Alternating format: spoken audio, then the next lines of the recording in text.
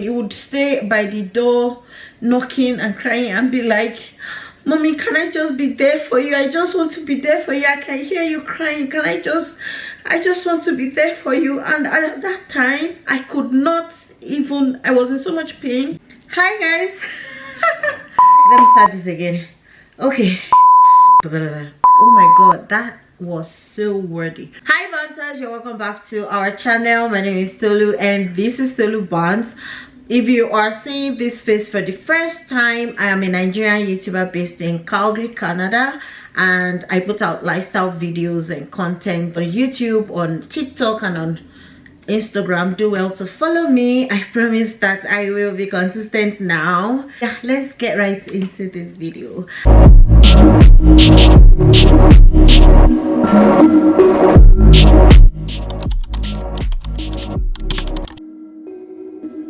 I don't know what the title of this video is going to be, but I know it's something like a life update, and I don't know if I'm putting the biggest announcement that I have on the title, but if not, surprise, we have a 2024 baby cooking. And yeah, presently in my second trimester. Yay, baby number 2 is coming finally. So let me start from the beginning. I received so many messages in my DM on Instagram on why I haven't been posting and what's been going on with me and all of that. Let me just say that, oh my god, I don't want to get emotional during this video, but I can't promise. If you know me very well, you know that I'm not one of those that would put a camera in my face and be crying and all of that. I'm not here to judge anybody. So sometime this year, around February this year, I was pregnant. I was pregnant with my 3rd pregnancy. If you don't know, Mo is a rainbow baby, which means that I lost a pregnancy before Mo's pregnancy. I have a second, whatever this is called, clear blue. So apparently this one tells you how many weeks gone you are, and I just don't know, like I just feel like I need to do several tests to be sure that this is it. So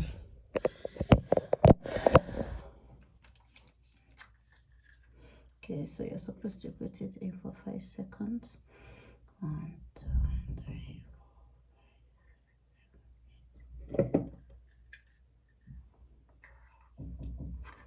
I'm coming.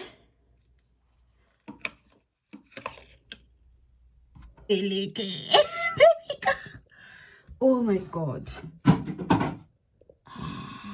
And then yeah, I had this pregnancy again in February, and I was pregnant February, March, April 1st or 4th I traveled to the UK to see my brother, and just to you know, relax. That was my first vacation ever, and I just finished a contract job, so I wanted to, you know, just take time and, you know, just go on vacation for like 2 months, then now start looking for another job opportunity. I mean, that was my plan and all of that. So I traveled, myself and Mo, we traveled to the UK, and I was putting out content while in the UK. And when I got back middle of April, everything was going on fine. I had not even started looking for a job then. I was just doing my makeup thing and all of that, my makeup and hair thing.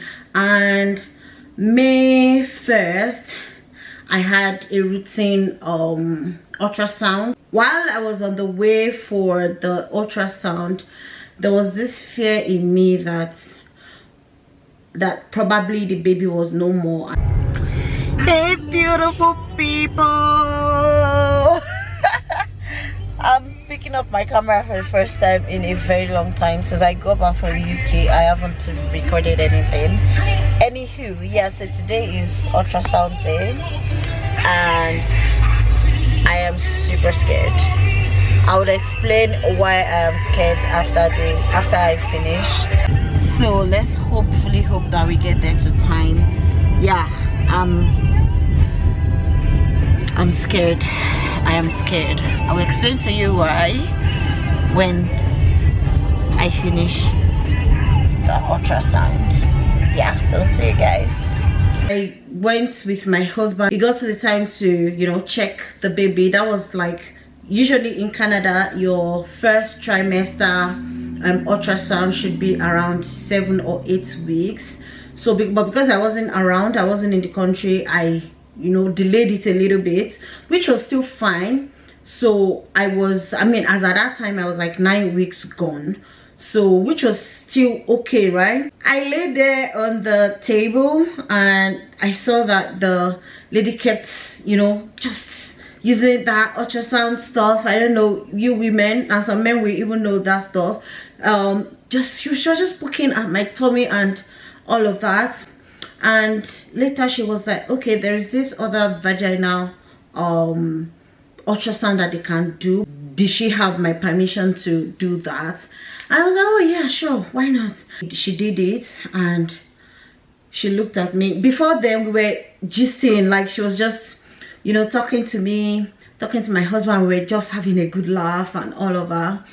And right there, and then she just went quiet, and then she turned to me and was like, I am sorry, but I can't find a heartbeat. Oh my god, I promised myself I was not going to get emotional recording this. I do not want to do this in front of the camera. I am sorry, we cannot find a heartbeat. And that was just the beginning of a spiral down move for me that period. It felt like there was a pause in the world, like the word literally went still at that moment. She stood up and she was like, oh, I'm going to call the doctor to come and, you know, talk to you about your options, blah blah blah. And guys, like, I do not cry. It's not immediately when something happens. Like, it usually takes me time, a week. Like, I remember when I lost my uncle, I did not cry, I did not feel anything till a week or so or two after. This particular day, immediately she said it, I wept. I wept. I cried so badly. I wept, I cried, I was shouting, I was, is it hysterical or hysterical? I was unconsolable. I wanted to die. Literally, I wanted to die. Like, oh my god, this is happening again. Why god, how can I get so pregnant so fast? Like, I know people that are monitoring. Why did you not give them, why didn't you give them the baby and then let me just, you know, be here, try a little bit more before I have this pregnancy? And then I was on my own, jejely, you gave me this pregnancy and then it's gone right there. And that day the only thought that kept coming to my head was I wanted to jump off from a building. I swear to God, the only person I told this was my therapist, because I had a counseling session. It was a really dark moment in my life. It was extremely bad. It was extremely bad. Before I left the house, because I was already having that fear in my heart, like something bad was going to happen. Like, I just had that, is it intuition? Like, I just felt it. And it just goes to say, if you're a person of the spirit, like, don't take things like that for granted, right? Like, I'm like, sometimes I just feel things. This is not the first time this is happening. So because I was having those thoughts that time, I messaged my brother. My younger brother is a prophet. So I'm not so close to any pastor. Our firstborn, they have 3 men in my family. So our first and my immediate younger brother, our first is a pastor, my immediate younger brother is a prophet. So those are the spiritual authority that I have over my life. So I just sent him a message in the morning and I was just like, hey, how are you doing today? But he didn't reply. So when I was now going back after the old hospital episode, we're going back home. So we were told that they would reach out to my family doctor, and my family doctor would reach out to me. So we were coming home to go and meet my family doctor, you know, later in the day. So as we're coming home, my brother, you know, replies and was like, oh, and goes, oh, how are you? I'm fine. How is baby? I could not reply. Then I got home. I went straight into the room, locked the door, and shut all the windows because I just wanted the darkness. And the reason why I feel like the reason, like thinking about it right now, the reason why I wanted that darkness was I was ashamed. Like I was ashamed. I don't know why I was ashamed of something like that happening to me. Like I was so ashamed. Like I felt like it was my fault. I felt like it was my fault. Like how I was ashamed. I don't know why I was ashamed. I felt embarrassed. Like I don't know how to. It felt like I was ashamed. I laid on the bed. I cried. I was crying and crying. And then my brother, and then I messaged, then I replied him, and I was like, oh, sorry, the baby is no more. And then he went, how? Like, what happened?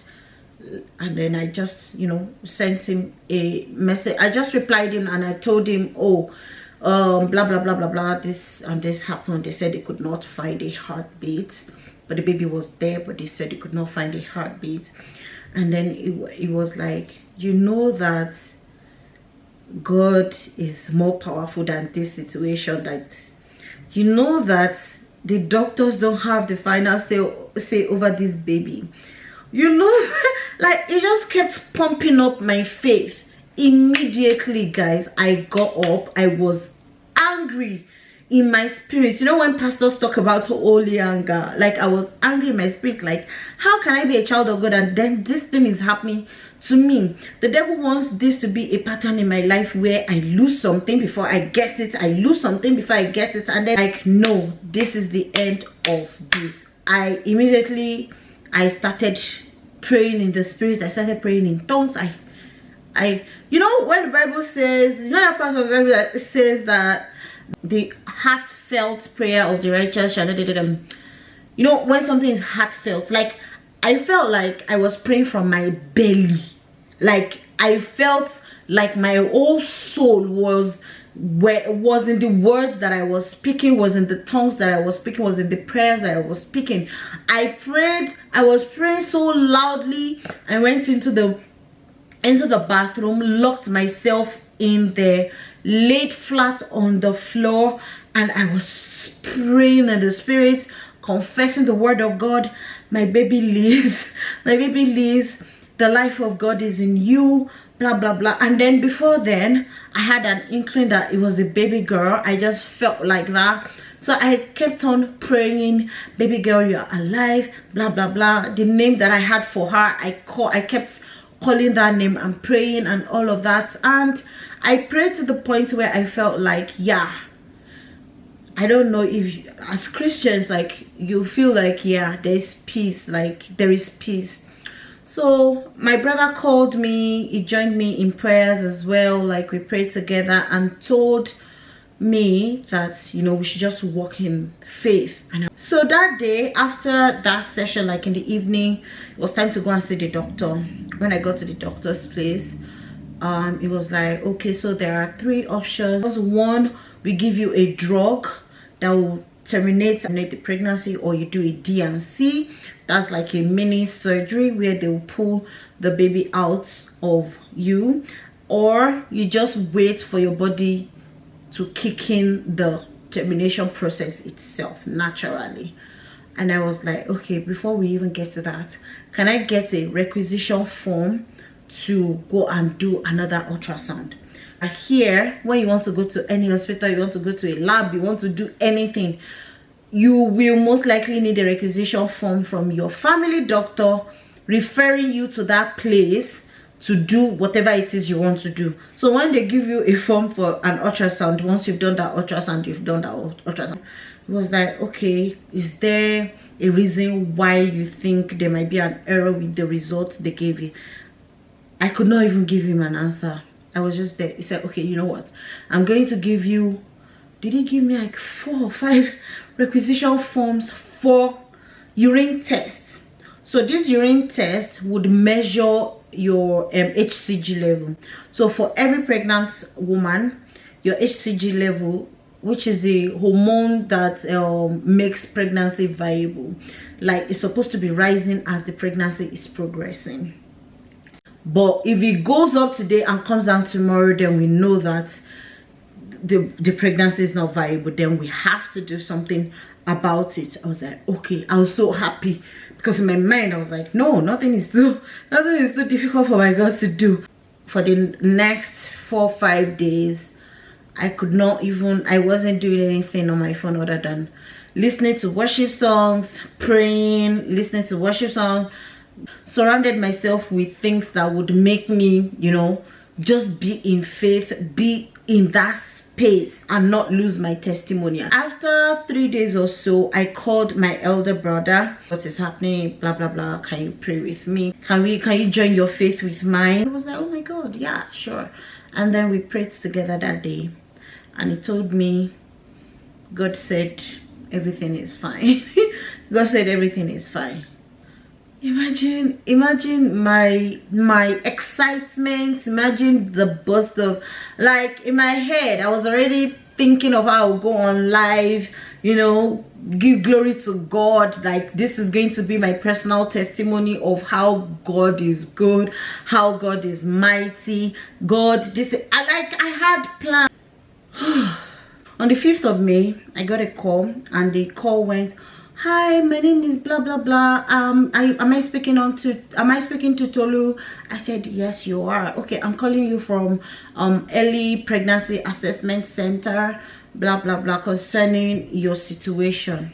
I was like, what is my situation? That was what I asked the lady. Oh, your doctor think you might be having a miscarriage at the moment. And I was like, yeah, so we need you to come in as early as possible tomorrow morning. Will 9 a.m. work? Okay. And if you know, in Canada, they don't give you appointments like that. For them to be like, okay, oh yeah, you need to come in as soon as possible. My husband was like, Tolu, yeah. So the assessment was for the following day. The doctor calls me after, and it was like, oh Tolu, the result of the HCG urine test you did came, and I'm sorry, your HCG is fluctuating, which means the pregnancy is not viable. It's like, okay. The following day, I went to early assessment people. Before I left home, I was feeling cramps, but it wasn't so bad, so I was just holding on to it. I did not even think to it that, oh, this could be it.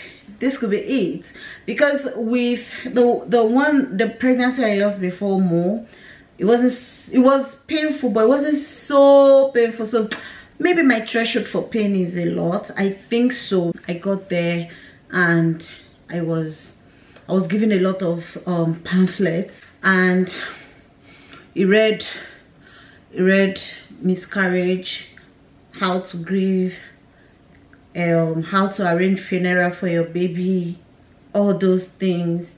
And I was like, no, this cannot be happening to me. Like, this cannot be happening. And then the lady was asking me, are you experiencing any pain? Are you bleeding? And I was like, oh no, I'm not experiencing any pain. I was like, okay. Well, she was like, okay, she would be back. She went out, and then I went to pee. And as I went to pee, I cleaned up, and I saw blood.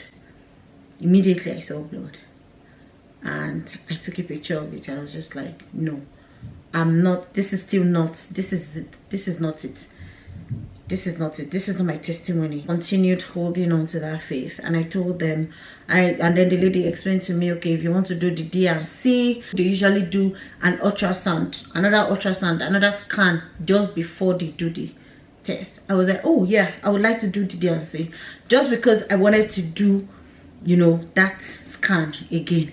And then they were like, okay, yeah, that it might take a week before they are able to put me in, but if I have any issues, anything, I should call her directly. The doctor gave me a number that I should call her directly and all of that.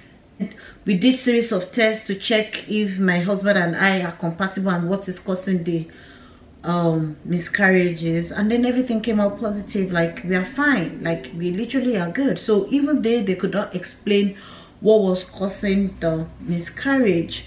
And before I got home, the cramps had worsened. But even my husband, I did not tell him, because I did not want to tell him and then it starts messing up with my faith. Like, I was just holding on to that pain.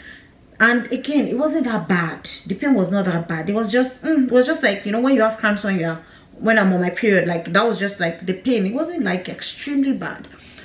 So I got home. By the time I got home, I spent 30 minutes or so on the bed. I was just laying on the bed.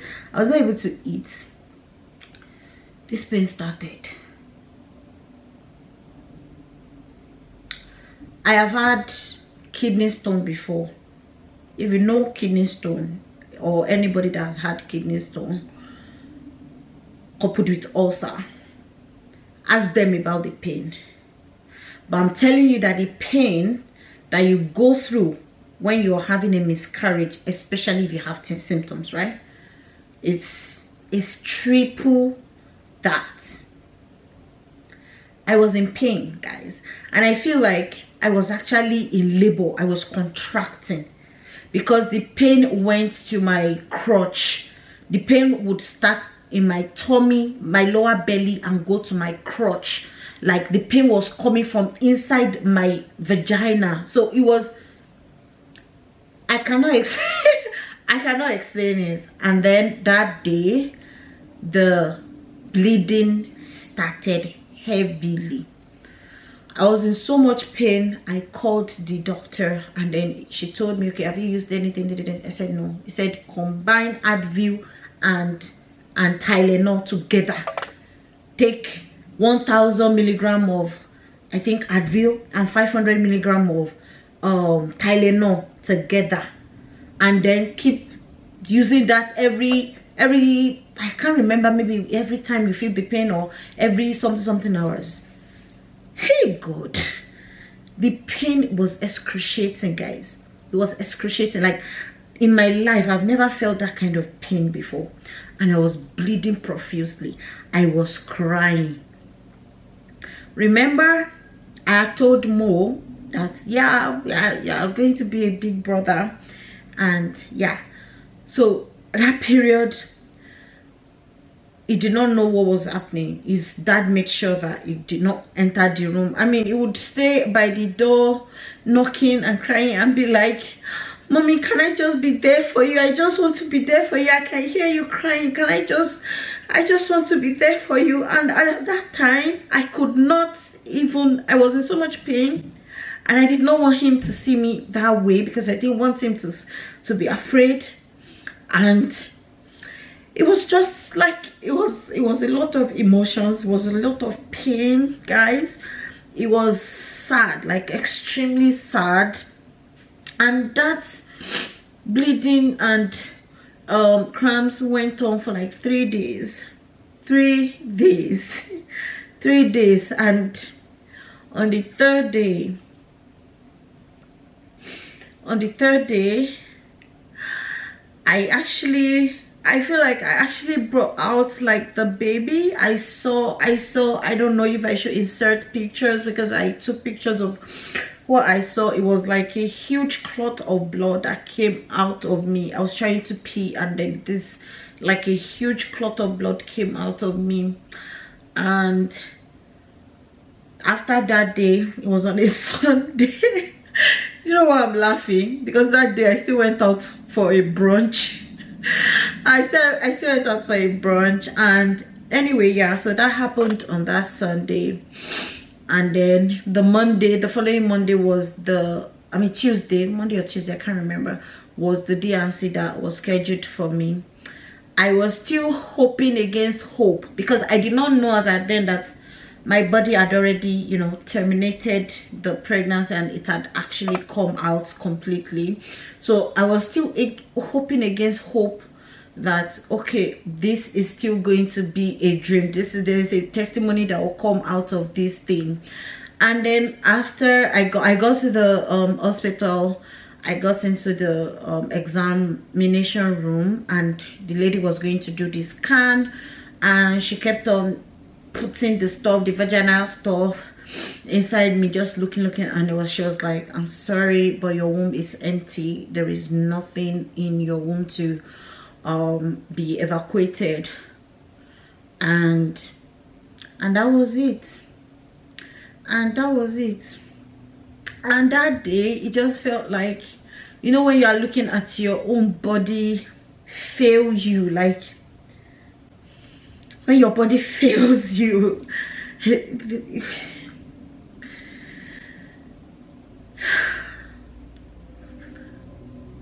I don't think this is an experience that I can ever get out of my system. I don't think this is an experience that, I don't think this is a pain that I can ever outgrow.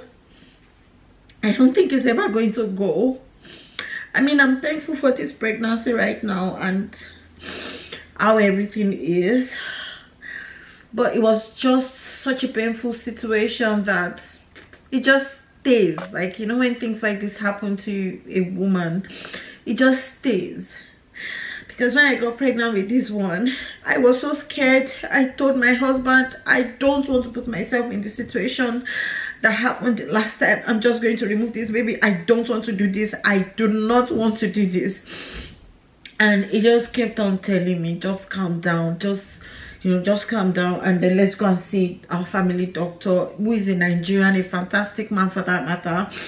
And, you know, he was just there to, you know, tell me, Tolu, whatever you need, we are going to be supportive of you throughout this pregnancy and everything like that. So guys, that happened between February and May, and after the miscarriage, I cannot even tell you that I was in such a bad space. I could not pray, I could not go to church. I could not go to church. I felt like God failed me. God disappointed me. And to be honest, this situation just taught me that, I feel like it taught me humility. Because even as a child of God, whatever you have been given. You have been given. It's not because you are so good. It is a job that you have. It's not because your resume is the best. It's not because you are that intelligent. Whatever you have been given. Like, it just humbled my heart, especially before God. Like, humbled my heart before God. Because, you know, when you pray, I don't think as a Christian your faith has been tested when you know the modus operandi of faith. You know how to get your prayers to work. You know the operations of prayers. You know all of those things. You know faith. You know the word. Guys, hell, I had a whole book that I was writing my confession during that time. I had a book that I was writing. I'm going to probably insert a video that I was writing my confession. Is basically, I mean, this is what we've been taught. This is what has worked. I will not lie to you, this is what has worked for me in the past. Do you get? So this is what I know about Christianity, about my work with God, about God himself. At the end of the day, he has our life in his hands. He has our life in his hands, and he's going to play the cards however fits into his picture for us. So I might not understand why what happened, but I know in the depth of my heart that it was for a reason, and that pain will not be for nothing. A long time calls, like I had a high level of anxiety. The most painful part of it was when we had to break the news to Mo that, oh, we lost the baby. It was not a good thing. And yeah, that had to happen as well. I cannot say that this year has completely been terribly bad, because by the grace of God, we moved to our own house sometime last month, a month or so ago, and it was one of the easiest thing we've done, like, in our entire lives. Like, people who buy houses in Canada or outside the country, outside Nigeria, they know that buying a house is a daunting process. It's like, as at December last year, we did not even know where the money, we just wanted to start saving up for down payments. But here we are in our own home today, and I thank God for that. So yeah, we moved. Also, with this pregnancy, I was diagnosed for HG as well, and GI bleeding. So basically I had I've had gastrointestinal bleeding, which means, like, I don't know what it means. You can Google it, please. Gastrointestinal bleeding and hyperemesis gravidium, or whatever that nonsense is called, which is a very, very terrible thing. I do not pray it for my worst enemy. So with this pregnancy, I've been super sick. I can't even work. So I'm out of a job. I'm out of a job. I'm not working at the moment. I only do my makeup and hair stuff. If you're not following me on there, please follow me at Glitz and Glam Touch, and patronize me. Money is needed. So because of the whole sickness thing, that's why I took off from, you know, posting and all of that, which I miss so much. I miss posting on Instagram. I miss posting on here. I have so many videos from my London trip, that's because when I came, the whole miscarriage thing happened. I did not even bother to, you know, edit or anything. So I don't know if I should still edit. How is it going to even fit into the scheme of things? Like, how do I want to do it? So I don't know, guys. Please let me know if it's something you want to see. And also, I want to ask if we should have a Q&A on Instagram. I'll put a Q&A tab on there. The very day that I post this video, I'll put a Q&A tab on there. I want you to ask me questions, anything about, it could be about houses, how we got our house, what the process is like. It could be about the miscarriage. I'm in a better space, and I feel like the physical and emotional pain that comes with miscarriage, especially the physical pain, because I was so shocked. So if you want to ask me questions about that as well, please ask me questions, and then I'll answer them on here. If you want to ask questions about anything, let's just chat. Let's help me to revive this channel. I know it's been such a long time since I posted, and I want to work hard on, you know, bringing interesting things on here. So please ask questions when I post the question tag, and help me to revive this channel. It's our channel, right? And I've not earned money on YouTube. I say I've not earned money on YouTube, oh guys. You guys are not watching my ads. I know I'm interesting. Anyway, you guys are not watching my ad. I've not earned money on YouTube. Please watch my ads and just try to encourage me. Please share this video, comment, like it. Please try to encourage me. This took a lot, but I kind of feel better, and I feel like after this video I'm still going to go and cry more. No, so please encourage me, tell me sweet words. And yeah, thank you so much for watching till the end. I hope it wasn't too sad or too boring for you, and I hope you're going to come back to this channel and watch my videos. Please, please, please, please. Thank you, and see you in my next video. Mwah.